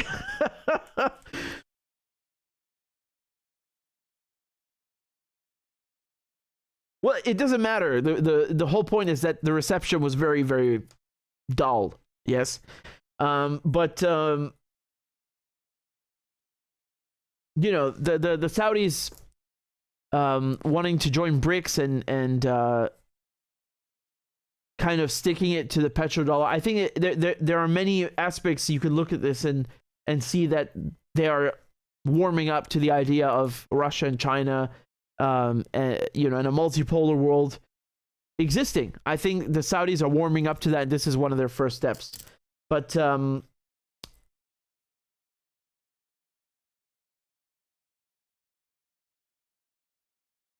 let's see what happens, right? It's a win-win-win in this case. Three wins. You guys are asking if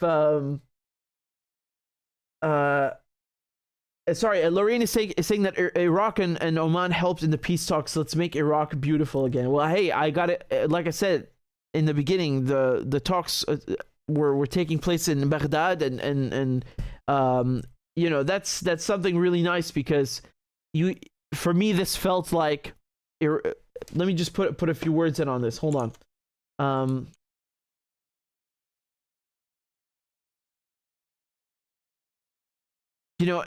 The talks for this deal between Saudi Arabia and Iran were taking place a lot in Baghdad, in Iraq's capital, and also recently when you had all these Arab officials interacting with Syria and with Assad. Again, Iraq was involved in that diplomatic process, and I like this very much because you're starting to see Iraq as kind of a center for diplomacy in the region, and that's a good thing. That's a very good thing, right? As one of you said in the comments, let's make Iraq beautiful again. I mean, Iraq always was, but nevertheless.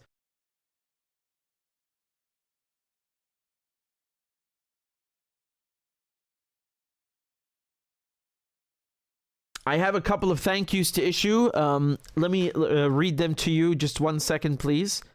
Where are we at right now? We had a couple of you who sent donations, so I have to say thank you to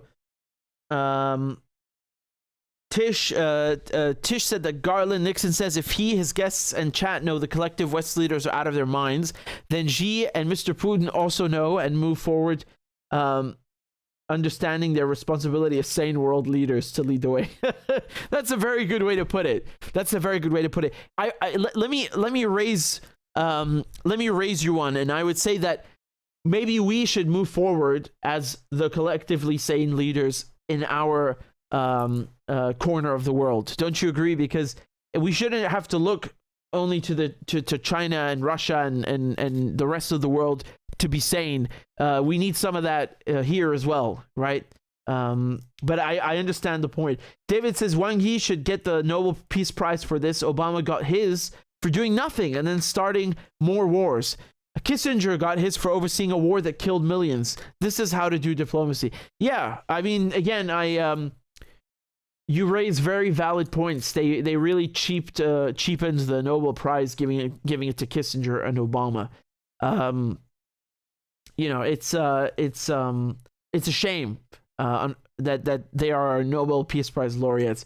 I definitely agree with you, Wang Yi. So when we say Wang Yi, we're talking about the Chinese foreign minister, their top diplomat. I just played a clip of him earlier, and I definitely agree with you, Irving. With David, that Wang Yi should get one for this, because it's quite a feat. It's very difficult to get two people to bury the hatchet, and no less two great nations like Saudi Arabia and Iran, who have so much history and power and influence. Yes, it's difficult, but they did it nevertheless. So, very good. And I am more angry than you, perhaps, at Kissinger and Obama getting a Nobel Prize, because every time somebody trashes a Nobel Prize, I understand why, and I do it myself. But my parents also got they both got it for being UN peacekeepers. So in 1988, they gave it to all UN peacekeepers. And yeah, they've seen some shit, you know. South Lebanon, Angola, you know, it's tough.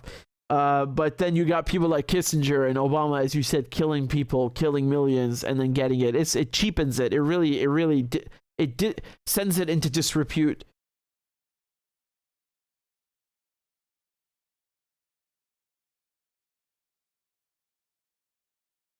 We've got a couple of Marissa is back on Patreon. That's good to see. Thank you, Marissa. We've also got Zachary, and we've got Cindy.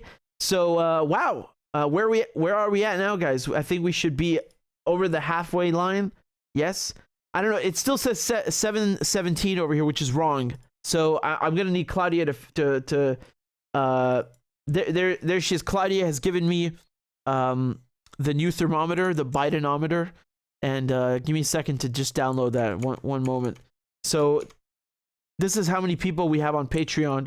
And I think it says 723. It should be a bit more now. So I'm going to play a crab dance for you guys. Again, for those of you who would like to support the show, we are at the halfway line now to getting to our goal. The goal is 750 and we are at 725. So there's 1,000 people watching, man. I'm sure that we can get 25 among you to support the show.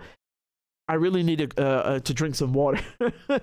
Excuse me. But yeah, we just need 25 people to sign up and support the show on Patreon. And you can do this for $1 a day. I keep saying $1 a day. It's $1 a month, or you know, whatever you like, £1 a month. If some of you were joking and saying I should take rubles instead now because the ruble is so good against all the other against all the other currencies. I mean, who knows? But you can do that if you want. And here's the page. So thank you to everyone who's joined up. We've got quite a few of you already, and we're just halfway there now. So I'll play crab dance for the champions who just signed up. And thank you very much, guys, for supporting independent media. If you'd like to support my work, this is the way. And you can, of course, join on YouTube itself, actually. And you will get special emojis. Let me know in the comment what emojis you would like to have as on YouTube. They can be GIFs, apparently, or GIFs. So we could have a moving chancla if you want. All right. But here's a crab dance for Marissa, Zachary, and also for Cindy. Thank you guys very much for supporting the show. Clap for that, you stupid bastard. And Corn Pop was a bad dude. And he ran a bunch of bad boys. Listen, fuckhead, you have fucking crossed the line, claiming I'm the enemy. You got that, you goddamn son of a bitch? I don't give a fuck what you think, bitch. Good morning. Sunday morning. Cut that bitch out. Thank you for Iron Dome, which is a technical marvel. والله انتوا كلاب بصراحة يعني. ماشي نشتغل عادي. We lied, we cheated, we stole. China. And you ain't black. There's always the macro, and then there's the micro.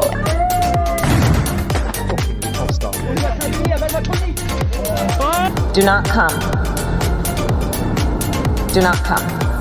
I'm gonna come. You talking to me? Ladies and gentlemen, I'll have two number 9s. Number 9 large. we got him. I told myself, I know it's not. I've fallen and I can't get up.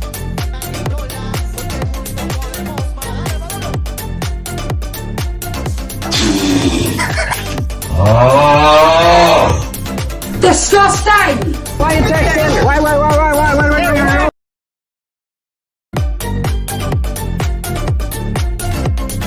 Clap for. Damn it! I'm so sorry. I cut off the end by accident. I'm so sorry. I cut off the end. That's my favorite part. Oh man, I'm sorry about that.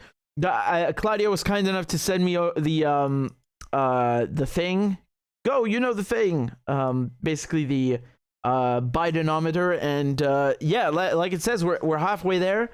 We're halfway to the goal. We're at 725 and we need to get 750. So guys, please, if you have $1 to spend every month, or $2, or maybe $100, whatever it is you fancy, please consider supporting the show on Patreon. We'd really appreciate it, and you will get a crab dance out of it. So thank you very much. And remember, you are the sole sponsor of the show. That's why I need you so much. And thank you for those of you who signed up on YouTube as well. Cheryl, thank you so much for your donation, for the sticker. You're very kind. And yeah, there's also Claudia has correctly reminded me we have a if you go to the store, we have a promotion on, which is apparently with the code corn pop. So yeah, that's something that we set up. So hold on, where's the link again? Yeah, I'm trying to show it to you. There we go. Here it is. It says it at the top, corn pop. Okay, there you go. You get 20% off. And I'm trying to get new stuff on here, but this one is the most successful one. Uncle Joe's Rainbow Coalition Death Call. You guys, I mean, you know, I didn't even have to plug it that much. You guys bought it like hotcake. It was so sold out that I couldn't even buy a hoodie for myself. So I'm not sure whether I should complain or be happy, but you know, it's on there, and the link is store.richardmedhurst.com. Claudia is kind enough, she's put the link there, and the 20% off is corn pop, as you can very ostensibly read. So that's it, guys. Thank you so much for joining in. Thank you for tuning in, and please, again, support the show if you can. There's everything Bitcoin, PayPal, Cash App. You can send me baked goods if you want as well. We gotta feed the anti-war machine. Please send me your baked goods. I think I'm just hungry, but you have many ways of supporting the show. Thank you so much, and I appreciate it very much. You guys rock, so thank you. Let me see if I have any outgoing crab dances. I need to have an inbox and an outbox for these crab dances. And yeah, thank you guys very much. Take care, ma'asalama, and bye-bye. And remember, share the videos. Bye.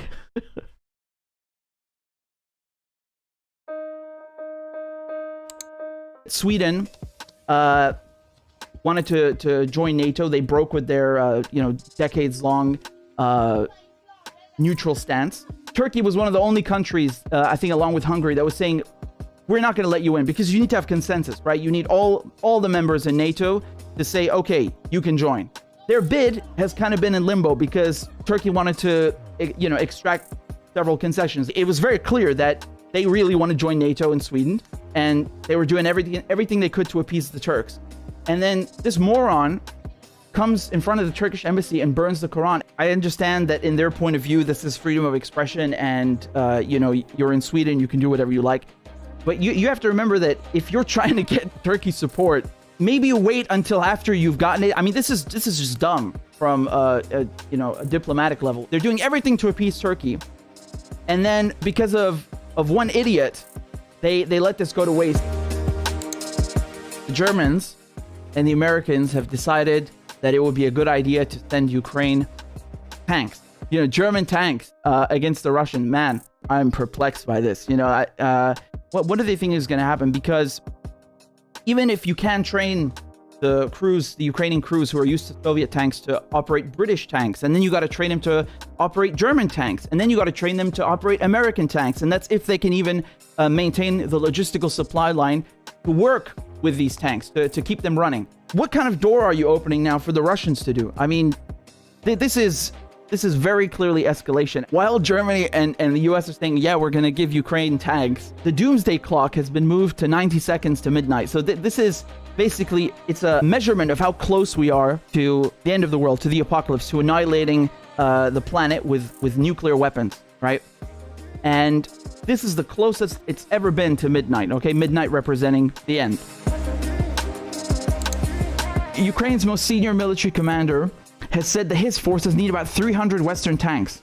Over the last year, NATO allies in Eastern Europe supplied Ukraine with Soviet-era and Russian-made tanks that have been ground down or destroyed in constant fighting.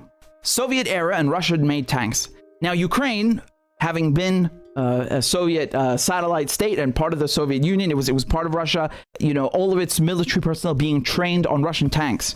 What do you think they're going to do with American tanks or German tanks, which they are not trained to operate? The Ukrainians know how to operate Russian tanks. That's all they know how to operate.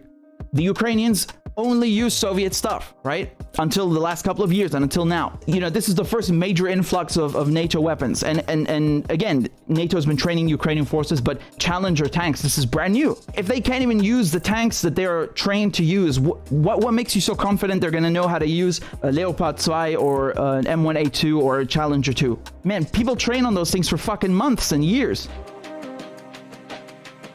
Both of these Home Secretaries, okay, Suella Braverman and Priti Patel, both their parents came to the United Kingdom, and under their own laws as Home Secretary, they themselves would not have been able to come to the UK, to be born in the UK, and to have a life there. So, like, the hypocrisy is so disgusting, you know, like, I got what I wanted, I'm okay, I'm secure, I can live in the UK, I'm the Home Secretary now I'm gonna shut the gates.